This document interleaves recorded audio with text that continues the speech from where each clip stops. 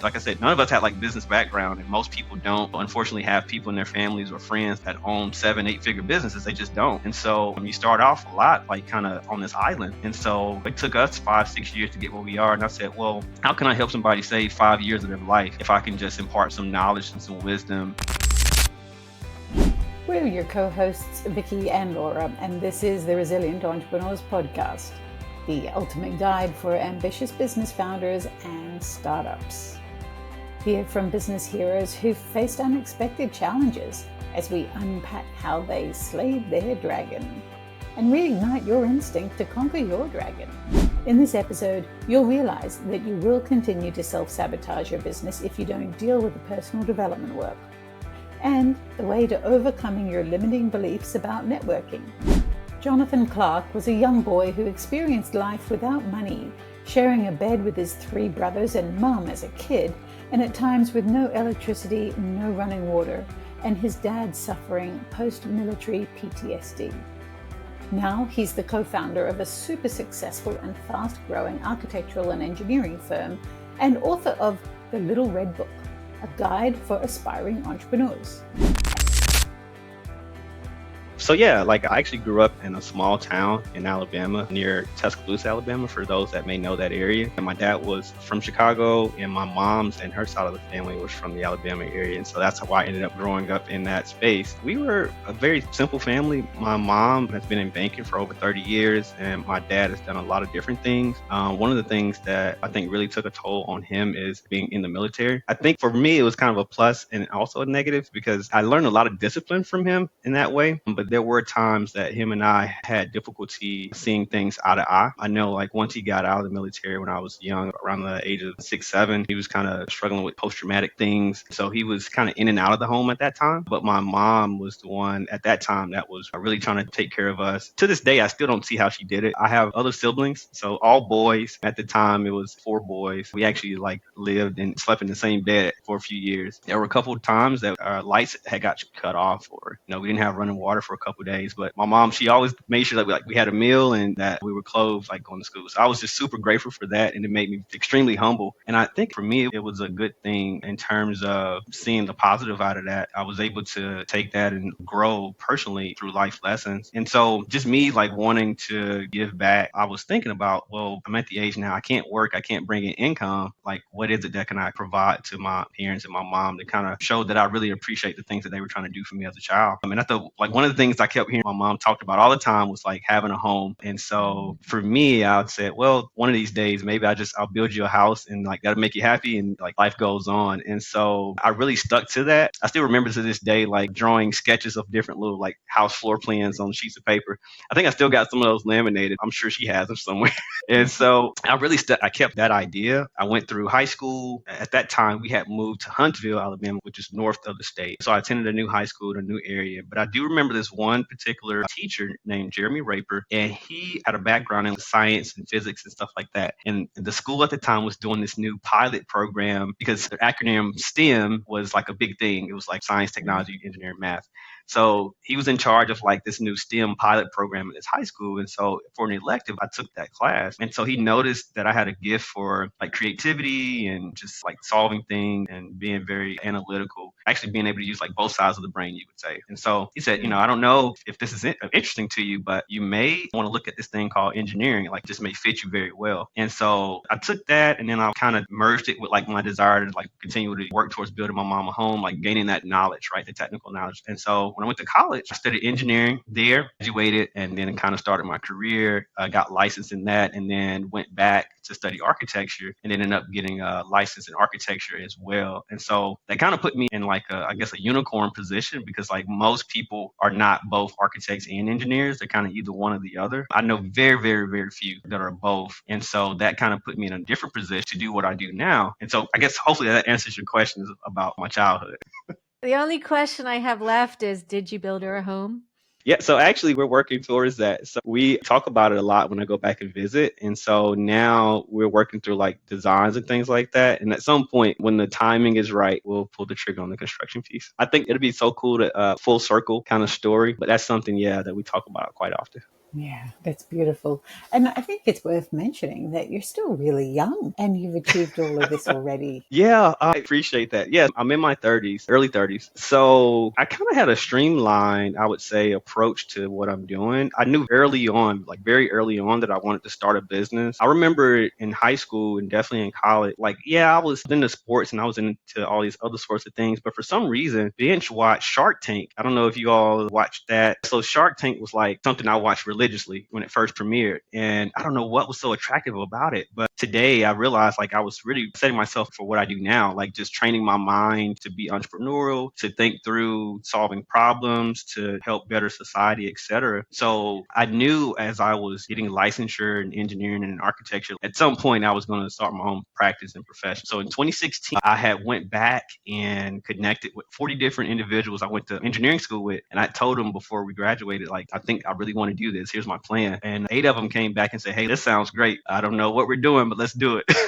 So we went through like a 2-year planning process, actually. So in 2016, we kind of laid out the blueprint from what we knew. Didn't have a lot of, like, none of my partners had really had a lot of experience in business. And so a lot of stuff we were kind of shooting off the hip. And we just had to do a lot of research, a lot of time invested in doing our homework, and then decided in 2018 to actually start the LLC. So we did that in 2018. We started it. And now in 2024, we're a 7-figure engineering and architecture company, and we're growing pretty fast, actually. That's amazing. That's really exciting. I think engineering probably trained you up for entrepreneurship even more than you know, because like engineering is building, right? Yeah. So building a building and building a business, like there's so Yeah. much there that can be Similarities. easily Yeah. translated. Yeah, easily translated. I, And you mhm. said what I think every entrepreneur absolutely understands is that you figured it out. You had to figure Mm. it out. Now you're helping others figure it out. So what led you to that realization that you could and you wanted to help others? Because you could very easily just stay very busy, I'm sure, in an Yeah, architectural that's business. that's also true. There's several answers to that question. The first thing you mentioned about like the engineering piece, I would agree. I think engineering helped me to understand that everything that exists in our world is a very broken down simplification of a complex kind of process. So the car that you drive, when you look at it, it's a lot of parts, pieces, it's very complicated. But when you start to break down these different systems and pieces into like small different pieces, it becomes more straightforward. So engineering just really helps you to break down complex things into very simple ways to really work with and understand. So I would agree. If you look at a business, there's so much involved with that. There's marketing, there's operations, there's HR, there's legal, there's all these different things that like school just does not teach you. Do you have the time to learn all of that in that short amount of time? So it just teaches you how to break down something complex like a business into different sectors that you can learn a little bit as you go, or you can partner with people that specialize in those different areas and you guys work together. Like to your other point, once I had reached a certain level in my business, I remember having these conversations.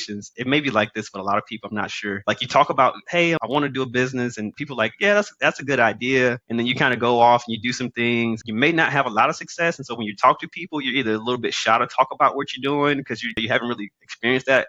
Sometimes people are not as supportive because you hadn't quite made it yet, so they're not really taking you serious. And sometimes that could be your own family. And so I remember like having those conversations. I would talk to people and they'll say, how's your business going? And it's like, yeah, it's going. And then to the point where like I actually jumped in full time and left my employer. It was like this real thing now. And so when people ask, how's your business going, they really wanted to know. And it wasn't just something that was like an icebreaker.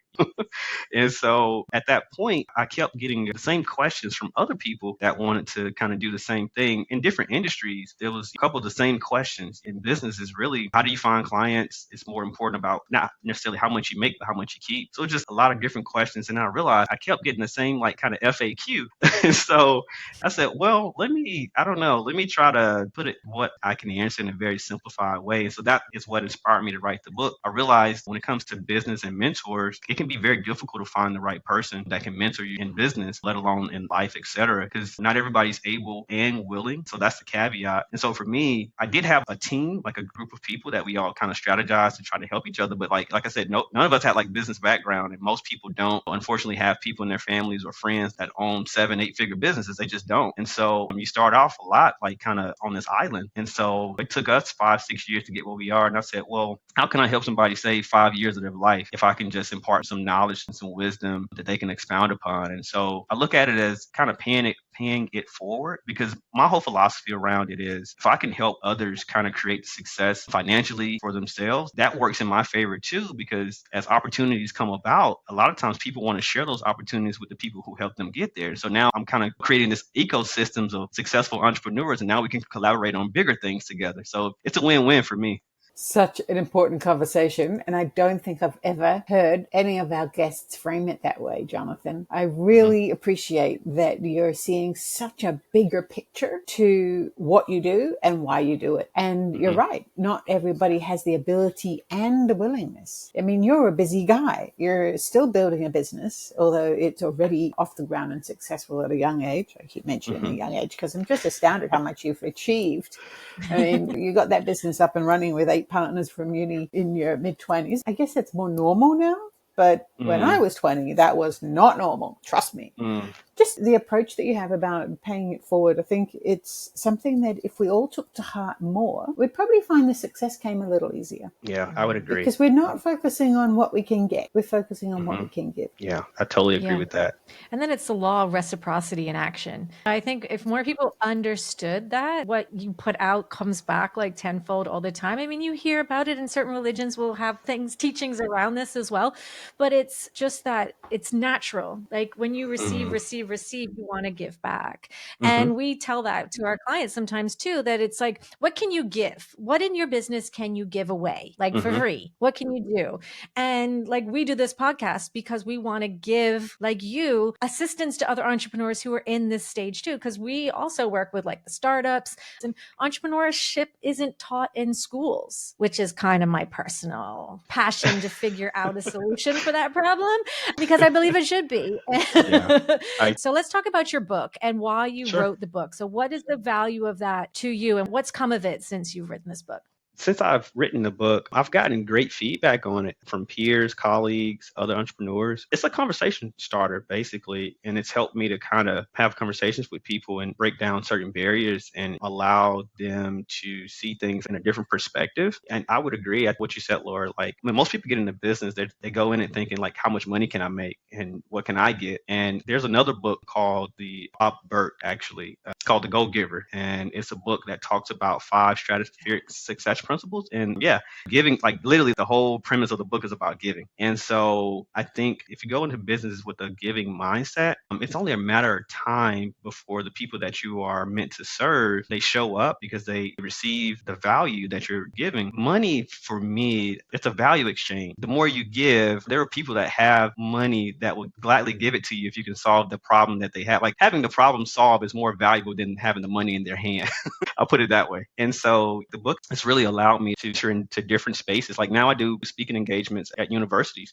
You mentioned universities, Laura. Like this has really helped me to actually get in front of different sectors of students. So one of the places that I speak at is Atlanta Technical College, there's a class of people in construction. So it's about how to be a general contractor and these things like that. So it's still in the architecture, engineering, construction industry. But what I do is I'm able to speak to the students in the beginning of the class and talk to them about, hey, at some point one day you'll probably own your own general contracting firm, but let's talk about a good foundation of what that looks like, so that you don't spend 5 years running around trying to solve the same problem and you can be more successful financially and really help the people whom you're here to serve. So I think that's probably been the biggest immediate impact of what the book has done for me. Yeah. I'm with you. And I think ownership is something that needs to be more understood, that all entrepreneurship is ownership. And when you own your own future, your own success, your own trials and tribulations too along the way as well, the empowerment that brings and the importance of different communities understanding that too, I think is key, because that increases equity around all of it, around power, around everything, financial security, wealth distribution, all of it. And that's a conversation we need to have more of. And I believe talking more about entrepreneurship so that we sort of lift the veil. Like, that's what I want to do too. I want to lift the veil. It's like this big curtain and you can't see behind it. But why are we gatekeeping any of these secrets, right? Like, let's open the door and be like, hey, this is how, and here's where you can start. So I'd like to talk about some of the starting points, right? So what do you tell somebody who's maybe coming to you with that beginning point and a little bit of fear of like, oh God, I don't know what I'm walking into. Should I do this or should I? I'll tell you, one of the things that helped me calm that spirit of fear is like, I always told myself, if this doesn't work, I can always go back to what I was doing.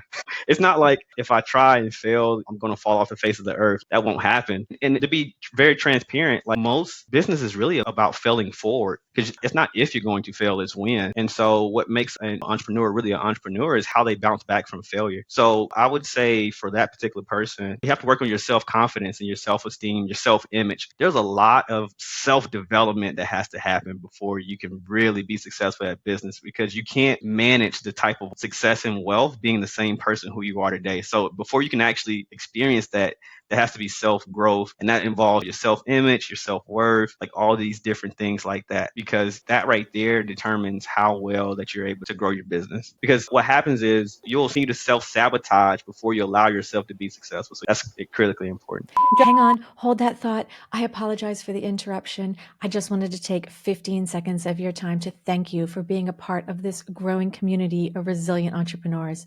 If you could do us just one massive favor and subscribe, you'll be notified of the next great episode of this podcast. And speaking of great episodes, let's get right back to it.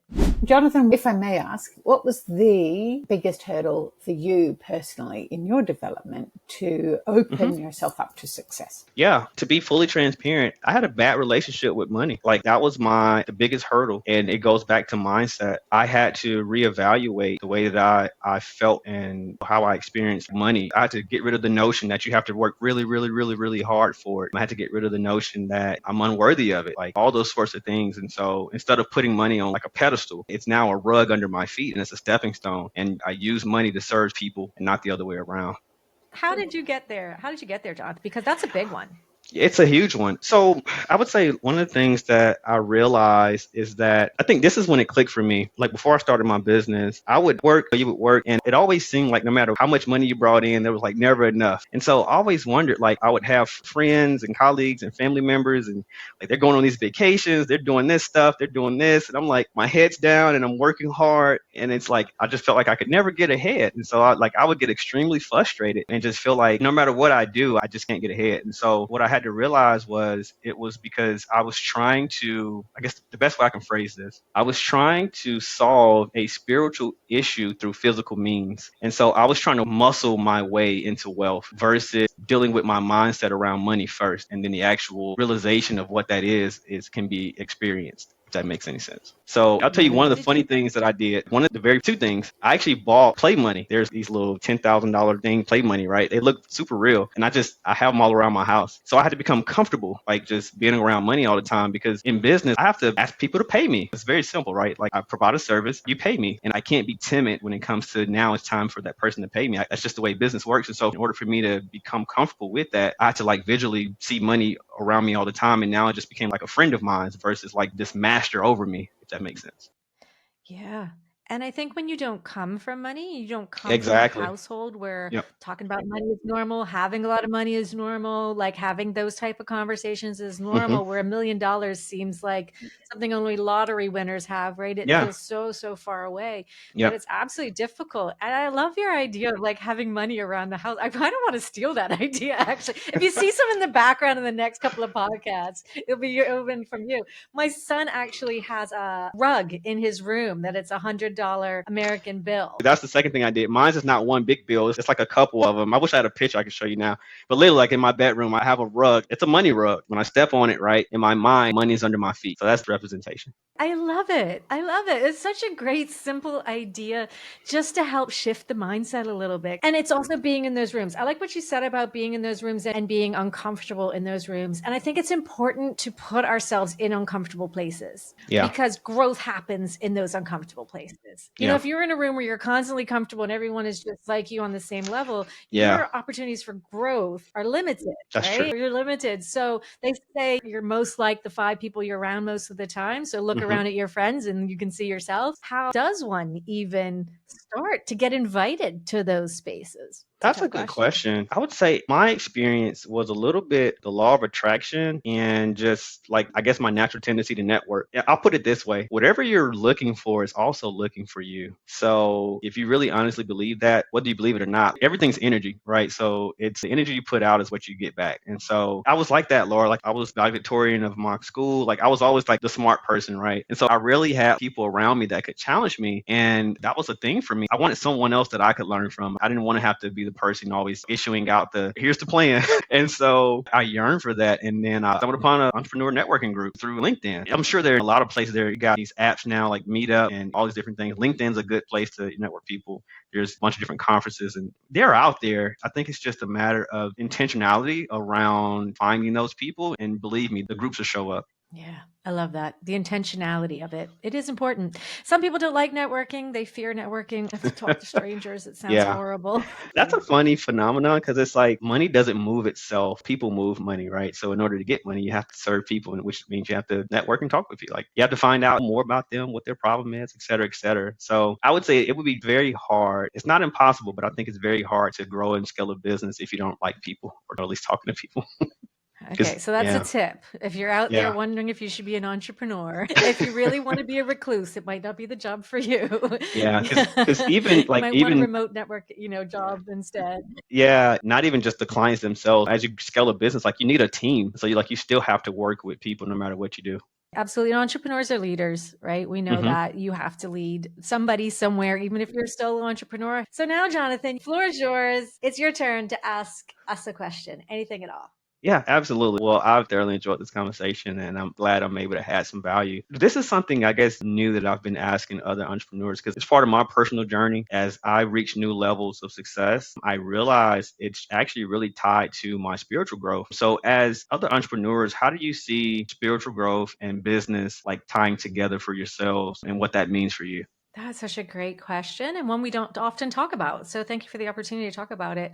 It's funny, I had this thought just yesterday while I was driving is that I'm agnostic in my beliefs Hmm. generally. Hmm. So I don't tie myself to a particular religion but then I thought, I think there's something great about being agnostic because it allows me to be very curious Mm. about a lot. Curious as to how to solve problems, how to Hmm. work with clients, how to do strategy. Because Vicky and I, a Mm. lot of what we do is strategy. So developing our business and ourselves by having just sort of that curious mindset and not being tied to like, this is Hmm. our belief, this is how you do it, this is the way, Yeah. but rather what way is going to work for this person, this situation, this business, this entrepreneur, this community organization, and just leaning into the learning and the curiosity, I think has also helped me just develop as a person because Mm. I've learned so many amazing, incredible things that if I hadn't asked the questions, I would never have learned or connected with the people that I've connected with because of it. So that for me has been my major like spiritual journey is just opening my mind up to everything in the universe really and having great, cool conversations like this and sometimes talking about mental health and sometimes Yeah. talking about other things that are also really important because entrepreneurship is life and life is entrepreneurship. You can't Yep. really separate the two. Yeah. That's so cool. It's super flexible in your approaches. Yeah, I can really see that for you. And I love your answer and the way you were thinking about the flexibility and how you are curious. And I love that about you, partner.